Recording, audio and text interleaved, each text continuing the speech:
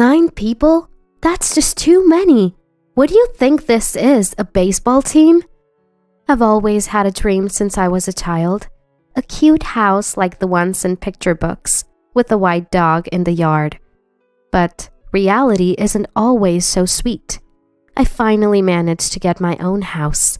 But when I returned from work, it had transformed into something like a dormitory. I won't forgive them for this. My name is Mary, a 32-year-old office worker. I've been focused on my career, but since my late 20s, my friends started getting married one after another. There were months when wedding gifts really added up to my expenses. Feeling a mysterious urgency, I started trying my hand at dating. Mary, when are you going to give me grandkids? Every time I visited home, my dad, David, would say this, and it made me so uncomfortable that I gradually stopped visiting as much. My mom passed away when I was young, so I grew up with my dad, my brother, and my paternal grandparents. My brother married early and built a house near our childhood home. He has 2 daughters, my adorable nieces. I've got cute nieces at my brother's place. Isn't that enough for you? But you, Mary. We always ended up arguing about it. Then, after a while, my dad was involved in a traffic accident. By the time I got to the hospital, he was in a very bad state. My energetic father quietly passed away while my brother's family and I watched over him. Dad, I had someone I wanted you to meet. Actually, at that time I had a boyfriend, introduced to me by a friend. He had just proposed, and we'd decided to marry. He was a bit of a show-off, but a kind man. His name was Richard. Now with both my parents gone and my brother having his own family, it's gotten lonely, hasn't it? I muttered this, stroking my cat Lucy after returning home from the funeral. Mary, you're not alone. You're going to be a part of my family. Richard, sitting next to me, gently held my hand. He came to check on me, worried about how I was doing. Let's build a happy home together. I thought I could have an ordinary happiness. Little did I know back then what would happen. Welcome! It's a bit cramped though. I visited Richard's family home for a family meeting. Patricia, his mother, spoke plainly and was full of energy. I hesitated as I entered the room, thinking it would be just the in-laws, but it was crowded with in-laws, step-grandparents, Richard's brother Charles, and his wife Sarah, and their kids, Thomas and John. Nice to meet you. Wow, that's a lot of people. The house, built by James, Richard's father, felt somewhat run down. Honestly, it was old, but the family welcomed me warmly, easing my nerves. On the way back in the car, speaking of which, there were so many people today. Christmas or Thanksgiving must be quite an event, I said to Richard, who laughed in response. It really is cramped there. Can't believe they manage to live like that every day. Hearing this, I was genuinely surprised. Richard's family home was never really spacious. I thought it was just a temporary gathering. 8 people in that house? Wow, that's something. Richard said it was originally just the 4 of them, his in-laws and step-grandparents. But then Charles, who couldn't hold down a job, moved in one day with Sarah and their kids without asking. Charles will probably move out once he finds a stable job, Richard said with a laugh. Back then I just thought Richard's family had its challenges, nothing more. After marriage, Richard and I, along with our cat Lucy, lived a peaceful life without kids yet. Richard was fairly helpful around the house, and Lucy was fond of us.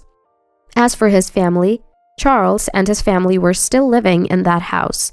The walls were covered in children's scribbles, and Patricia laughed, saying she gave up on cleaning them long ago.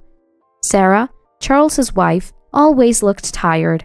She was older than Charles and close to my age, so we became friends quickly. Hey, Sarah, hurry up! Mary, don't just stand there. We're out of beer. Whenever I visited, it seemed like Sarah and I were the only ones not sitting down. We were constantly busy, and I wondered if this was our fate. But the thought of Sarah doing this every day was honestly frightening. Sarah worked full-time, filling in for Charles, who hardly worked. I hesitated to ask, but finally did. Have you ever thought about leaving him? I've heard that before. Well, it's tough as it is, but we have kids, and he used to be so kind. I couldn't see any good in Charles, but I guess they had their reasons. That's what I thought. It was around this time. How about we build our own house? Richard suddenly suggested. I was surprised, but also happy. Actually, I've had a small dream since I was little.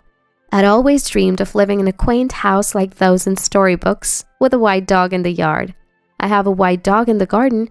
I'd never told anyone, but when I shared this dream with Richard, a bit shyly.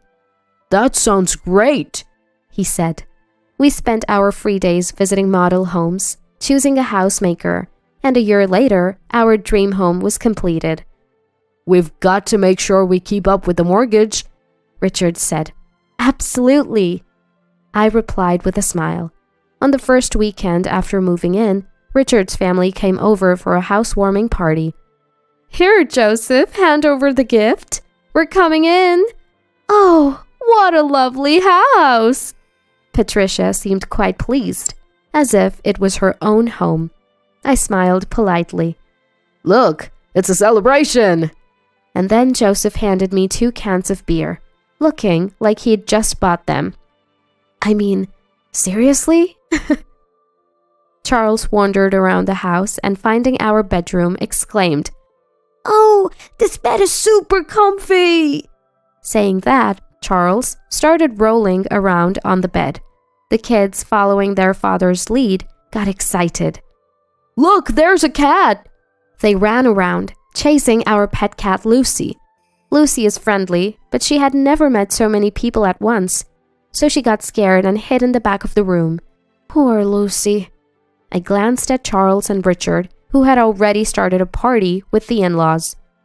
Mary, Patricia is insisting on appetizers quickly. Can I use your kitchen? And sorry about scaring Lucy, Sarah said apologetically. Why is someone as nice as her with a guy like that? I had grown to care for Sarah like a real sister. I'll handle it, Sarah. You relax, I said, but she still helped with the cooking while managing the kids. The step-grandparents were always quiet, almost like dolls, not talking much. But they said, "What a lovely home, right, James?" Yeah, sorry for the noise, James replied, even though the loud ones were the in-laws. The step-grandparents were the ones with common sense in that house. In other words, the odd ones out were the in-laws, Charles, and probably my husband Richard too. From then on, the in-laws and Charles would visit our house almost every weekend. They partied till dawn. So loud that we got complaints from neighbors and even the police once. The step-grandparents, Sarah, and the kids hadn't visited our house since the housewarming. But the in-laws didn't hesitate to put me to work. I was at my wits' end. Richard had also started showing his true colors. Once, I had a cold. I was too weak to prepare dinner and asked Richard, who was home early from work, to pick something up. He came back with 2 hamburgers. I couldn't even think of eating them. Why hamburgers? I can't eat this right now, I said without thinking, instead of getting angry. What are you talking about, Mary? You need to eat to get your strength back, Richard said. What? If I had the energy to eat that, I wouldn't have asked for help in the first place. I thought to myself. By the way, when Richard was sick once, "Want a hamburger?" I asked him sarcastically. His response was, "No, that's ridiculous. Are you trying to annoy me?" That's what I said. In short, this family was self-centered and lacked empathy. They were done for as people. Enjoy your freedom while it lasts. I'll make sure you all get what you deserve. With that thought, I smirked wickedly. A few days later, I had a business trip scheduled. On the morning of my departure, "Well, I'm off then," I said cheerfully to Richard. Was your business trip starting today? What a coincidence. Sarah is also on a business trip from today, said Richard. Really? I had no idea. What a coincidence, I replied. Mom said they'd be in trouble without someone to take care of the house. Richard laughed mockingly, making me think, what a jerk. I was busy during my time away from home. Days flew by quickly, and before I knew it, a lot of time had passed. A major typhoon hit, and I contacted Richard. "We're fine, but the family home had some serious leaks," he replied. Thinking of the old family home, I felt it was understandable. The day I returned home arrived. As I walked from the nearest bus stop to my house, I heard loud, unrefined laughter echoing in the residential area. Is someone having a barbecue in their yard? The noise was that loud. This will surely attract complaints from the neighbors. Wait, what? I was shocked. The loud voices were unmistakably coming from my house. As I cautiously opened the door, I found many bags in the entrance, and the walls were covered in graffiti. Stunned, I was at a loss for words. "Hey, Mary, welcome back!" A drunken Richard greeted me. Frustrated by his insensitivity, I entered the living room to find equally drunk in-laws and Charles, with Sarah making appetizers for them in the kitchen. The step-grandparents were quiet as usual, and the kids were happily drawing on the living room walls. Then there was another young woman I didn't know. Overwhelmed by everything, I felt my mind about to snap. "What is all this?" I asked Richard calmly, trying not to get emotional. Didn't I tell you? The family home had leaks because of the typhoon." I heard that part, and then? Richard's story was this. The family home had a massive leak, and the in-laws, having nowhere else to go, temporarily moved into our house.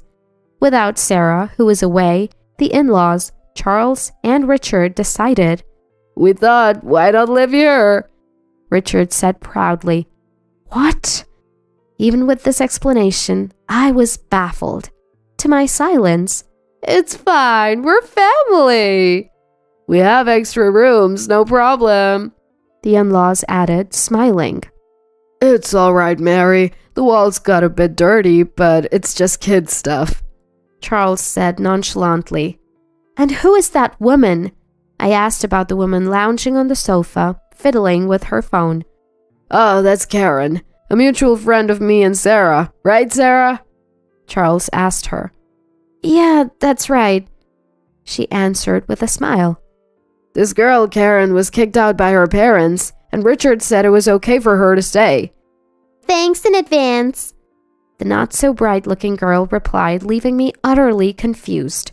In our not-so-spacious living room, there were 9 adults and 2 children. The room was a mess, the walls covered in scribbles, making it look nothing like a new house. The family was loud like a dormitory. I couldn't help but lose my temper. Seriously?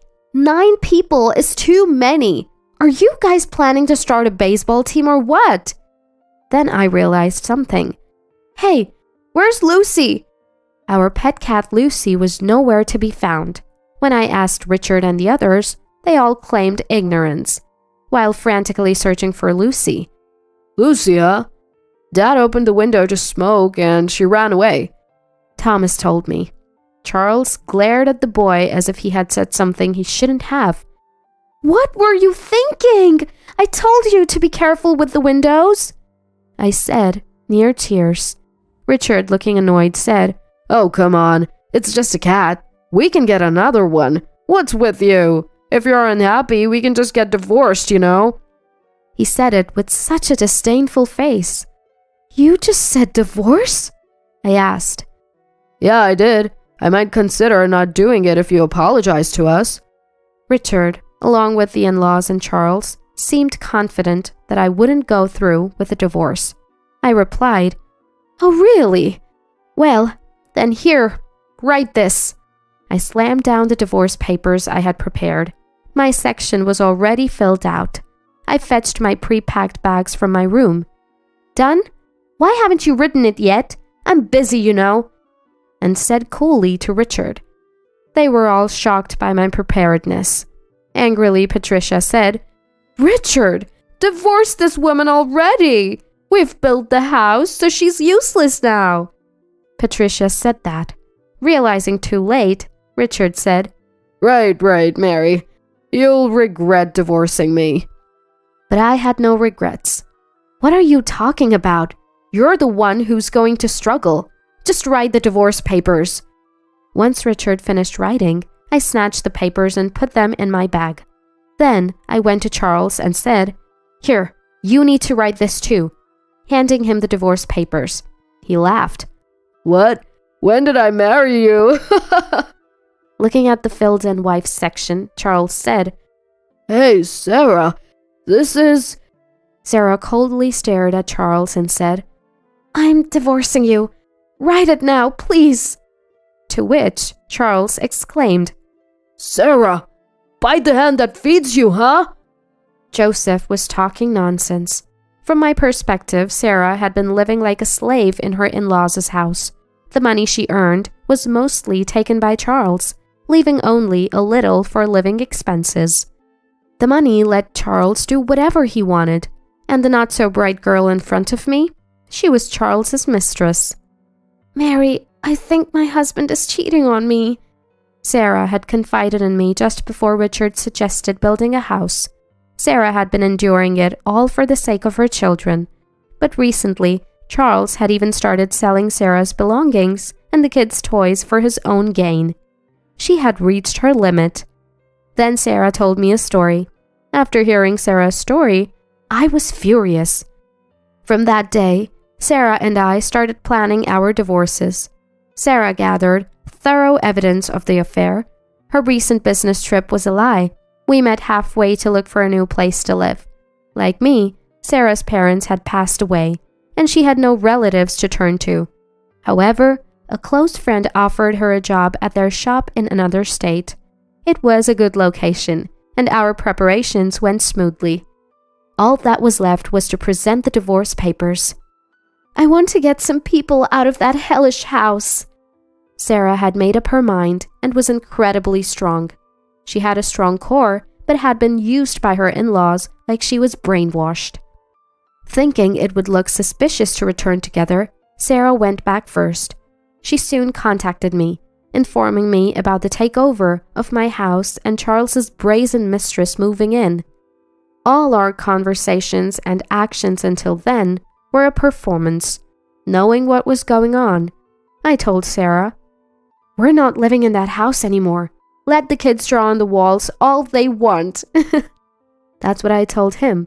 Charles, thinking he could now openly live with his mistress, happily signed the divorce papers.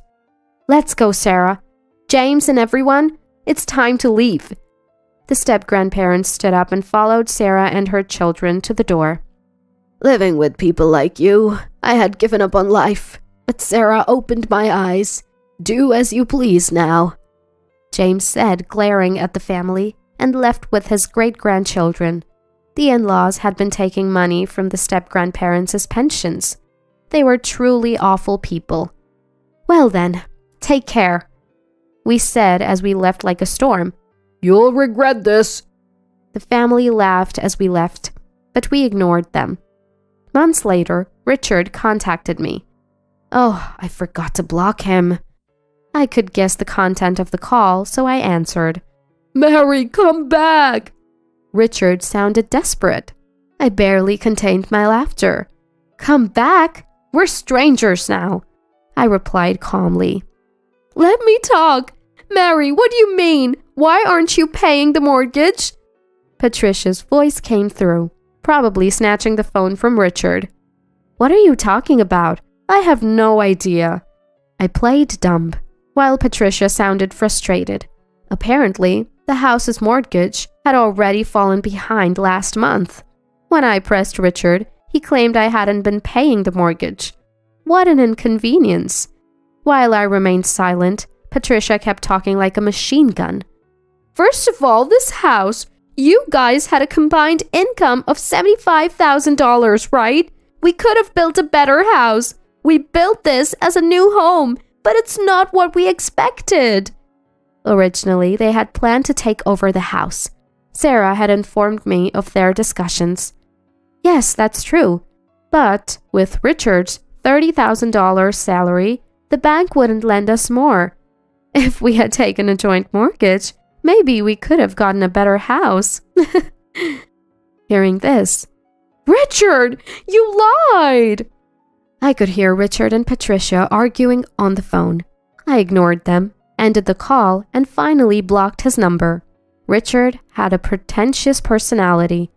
Richard always wanted to impress others, especially outside his family.